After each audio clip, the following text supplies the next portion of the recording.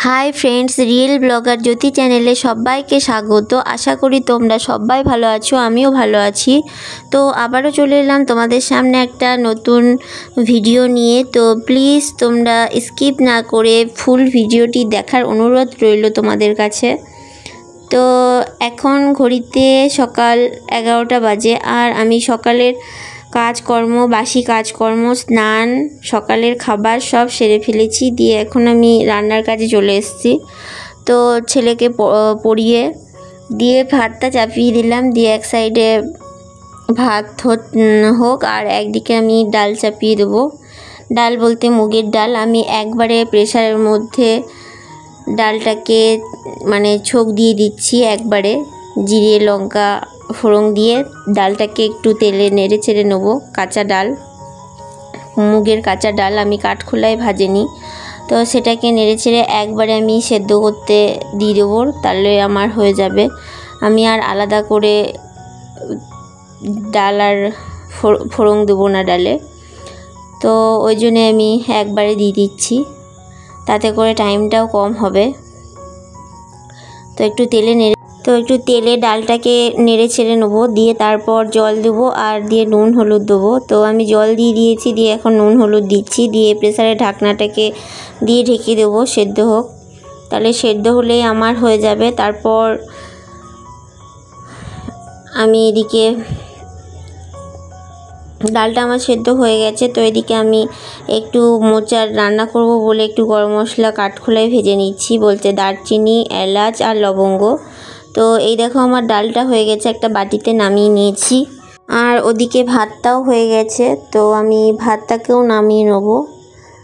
তো আমি ভাত নামিয়ে দিয়েছি, এখন মোচাটাকে চাপিয়ে দেব। তো আমি মোচাটাকে চাপিয়ে দিচ্ছি।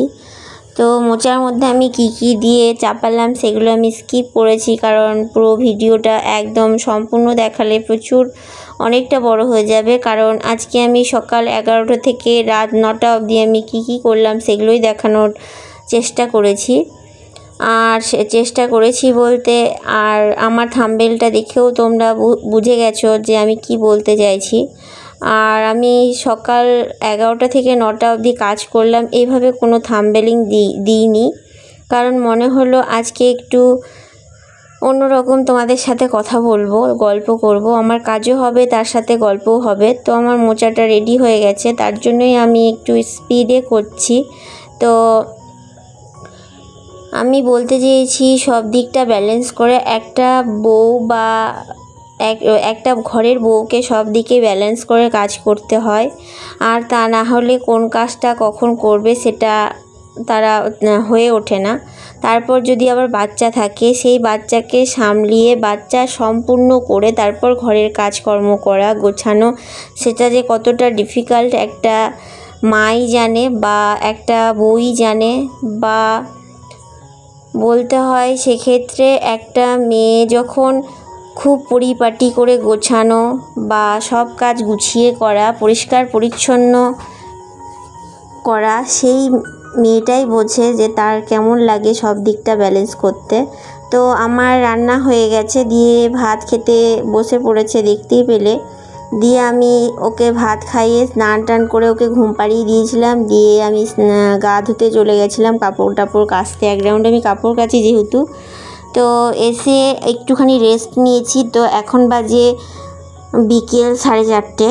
ছেলে উঠে পড়েছে ঘুম থেকে। দিয়ে ও ঘুম থেকে উঠে আমাকে বলছে মা আজকে আমার জন্য দই বসিয়ে দেবে। তো ও দুধটা খাবে না, বলল দই বসিয়ে দিতে। তো আমি দুধটা গরম করে দই বসিয়ে দিচ্ছি। আর ও একটু ঘুরতে বেরোবে খুব বায়না করেছে। তো আমরা আমাদের মিলে যাব, একটু ঘোরাও হবে সেক্ষেত্রে। তো যেহেতু বাচ্চাকে নিয়ে ঘোরার মতো কেউ নেই, ফলে আমাকে বা আমার বরকেই সেই কাজটা করতে হয়। এখানে যদি আবার ঠাকুমা দাদু সক্রিয় হতো তাহলে হয়তো বা তারাই সে কাজটা করতো।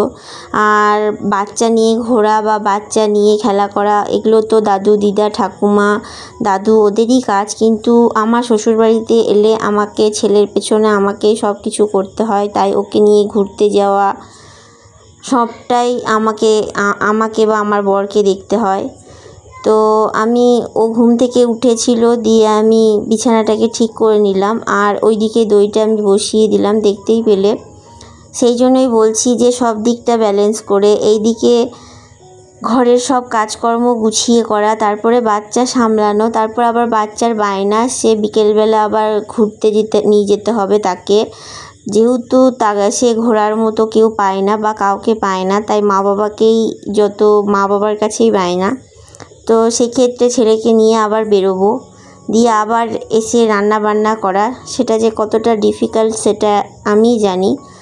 তারপর যারা কর্মরত, আমি কর্মরত নই, আমি হাউসওয়াইফ, কিন্তু ইদানিং আমি ইউটিউবের ভিডিও আপলোড করি বলে এটাও একটা আমার কাজের মধ্যে পড়ে। তার ফলে এই ইউটিউবে যে ভিডিও এডিট করা বা ভিডিও এডিট করতে যে টাইমটা লাগে সেই সব করা, সব সামলিয়ে আমার মনে হয় যে সব দিকটা ব্যালেন্স করা যে কত ডিফিকাল্ট একটা বাচ্চা নিয়ে, সেটা একটা মাই জানে। তার জন্যই আমি বললাম। আর যারা চাকরি করে তাদের ক্ষেত্রেও হয়তো বা সেম, জানি না, অনেকের ক্ষেত্রে সেম হয়, অনেকের ক্ষেত্রে হেল্পিং হ্যান্ড থাকে, কিন্তু আমার ক্ষেত্রে সেটা হয় না, আমাকে বাচ্চা নিয়ে সব সামলাতে হয়। হ্যাঁ, এবার শাশুড়ি আছে, শাশুড়ি যেটুকু করার সেটুকুই করে, তাই একদম শাশুড়ি সবটা করে বলে আমার যে প্রচুর হেল্প হয় তা নয়। তো আমরা এখন রেডি হয়ে পড়েছি, আর দেখতেই পেলে যে আমার ছেলে কত চঞ্চল। ওকে একটা জামা প্যান্ট পরাতে গিয়েও আমার দম বেরিয়ে যায়, আর ওকে জামা প্যান্ট পরানো থেকে খাওয়ানো, স্নান করানো সবেতেই এরকম ঝামেলা। ওর পেছনে যা টাইম দিতে হয় সেটা ওই টাইমটা আমার অন্য কাজে হয়তো বা লাগতো, কিন্তু কিছু করার নেই, দিতেই হবে বাচ্চা বলে। আর ও খুব চঞ্চল, একটা কাজ করতে গিয়ে 10 বার ওর পেছনে বকতে হয়, ফলে আমার কাজটা আরও দেরি হয়। আর দেখতেই পেলে ও কি করছিল। তো আমরা এখন রেডি হয়ে পড়েছি, দিয়ে বাইরে হাঁটছি আমরা। তো হাঁটতে হাঁটতেই পুকুর পাড়ে এসে ও বলছে, আর মা আমি হাঁটতে পারছি না। দিয়ে আমরা দাঁড়িয়েছিলাম, দিয়ে বরকে ফোন করেছিলাম যে নিয়ে যাও। তো ওর অপেক্ষা করছিলাম, আর আমরা ওখানে মা বেটায় ছবি তুলছিলাম। যাই হোক, তো আমি এখন বাড়ি চলে এসেছি। এখন বাজে 7:30, আমি বাড়িতে ঢুকেছি আর রান্না চাপিয়েছি। এখন বাজে হচ্ছে 8:30। যেহেতু আলু কাটলাম, কেটে আবার প্রেসারে সেদ্ধ করলাম, তো একটু দেরি হলো, তো 8:30 বেজে গেছে। তো আমি এখন আলুর দম করব, তারপর রুটি করব। আর ছেলেকে আজকে বললাম যে, বরকে বললাম তুমি একটু ওকে পড়াতে বসাও, বাইরে না গেলে ওকে পড়িয়ে এই কাজটা করতে পারতাম, কিন্তু যেহেতু বাইরে যাবে তার ফলে আমাকে বাইরে যেতে হলো। আর ওর প্রায় দিন বলতে প্রত্যেকটা দিনই ওর বায়না, যেহেতু ওখানে ও যখন মামার বাড়ি ছিল আমার বাবা ওর সঙ্গে অল টাইম দিত, ফলে দাদাইয়ের সাথে একটা নিত্যদিন ঘোরার একটা অভ্যেস হয়ে গেছে। এখানে এসে তা পাচ্ছে না, ফলে ও ঘ্যান করছে আর ওর ঘুরতে যেতে ইচ্ছে করছে, কিন্তু এখানে তো আর তেমন লোক নেই, ফলে আমাদেরকেই সেটা কাজ করতে হয়, বাবা মাকেই, আমাকে আর আমার বরকেই করতে হয়। তো ও 2 দিন পাপার সাথে ঘুরতে গেলে, একদিন ওকে মামামের সাথে ঘুরতে যেতে হবে। তো আজকে খুব জেদ করেছিল তুমি চলো, তার ফলে আমি গেলাম।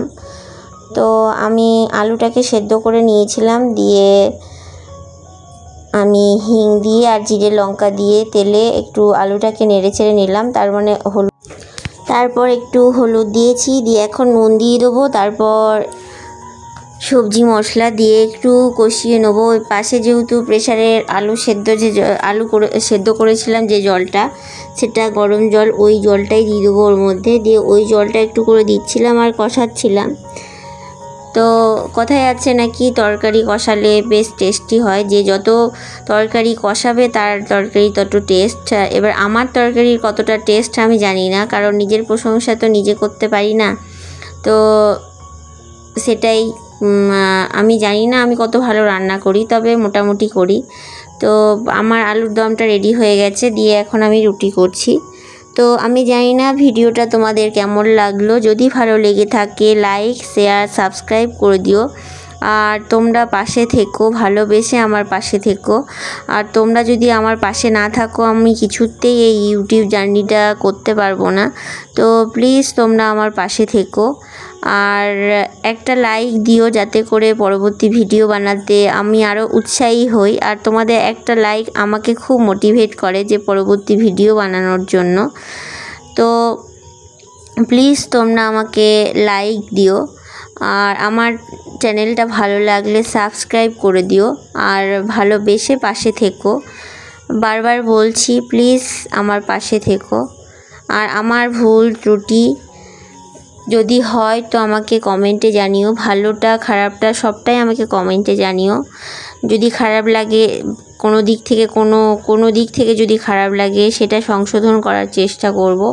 আর যদি ভালো লাগে, তোমাদেরকে আমার তরফ থেকে অসংখ্য ভালোবাসা, ধন্যবাদ। তো প্লিজ তোমরা আমার পাশে থেকো। তো আমার রুটি প্রায় কমপ্লিট হয়ে গেছে, আর কয়েকটা আছে। বেশি রুটি করব না, যেহেতু একটুখানি দিনের ভাত আছে বলে রুটি বেশি করব না, বর আর ছেলের জন্য করব। তো আমি ভাত খেয়ে নেব। আর গরমের মধ্যে বেশি রুটি ভাজতেও ভালো লাগে না, তার ফলে অল্প করেই রুটি করেছি। তো আর ছেলেরও খিদে পেয়ে গেছে, বলছে মাম্মাম তোমার হলো, মাম্মাম হলো। আমি হয়ে গেছে, আর কয়েকটা বাবা। তো আমার রুটি ভাজা কমপ্লিট, ওদেরকে দিয়ে দেবো। আর আমি গতকাল বিকেলবেলা দইটা বসিয়েছিলাম, তো যেহেতু আজকে ভিডিওটা আমি এডিট করছি, তার ফলে ভাবলাম দইটা যখন জমে গেছে তো দইটার ভিডিও একটা দিয়ে দিই, তো তাই দিয়ে দিলাম। তো আজকের জন্য এইটুকুই। সবাই ভালো থেকো, সুস্থ থেকো, টাটা।